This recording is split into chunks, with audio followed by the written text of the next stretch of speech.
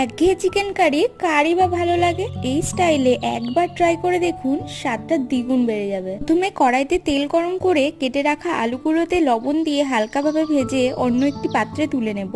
তারপর শুকনো লঙ্কা, তেজপাতা ও জিরে ফোড়ন দিয়ে পেঁয়াজ কুচিতে পরিমাণ মতো নুন ও হলুদ দিয়ে ভালোভাবে নাড়াচাড়া করে রসুন ও টমেটো কুচি দিয়ে আবারও ভালোভাবে ভেজে এ পর্যায়ে জিরে, আদা, ধনে ও লঙ্কার একটি পেস্ট বানিয়ে দিয়ে দেব ও সামান্য জল দিয়ে মিনিট 2 মতন লো ফ্লেমে কষিয়ে নেব ও এরপর ধুয়ে রাখা চিকেনগুলোতে লবণ ও হলুদ দিয়ে নাড়াচাড়া করে 5 মিনিট ঢাকা দিয়ে দেব।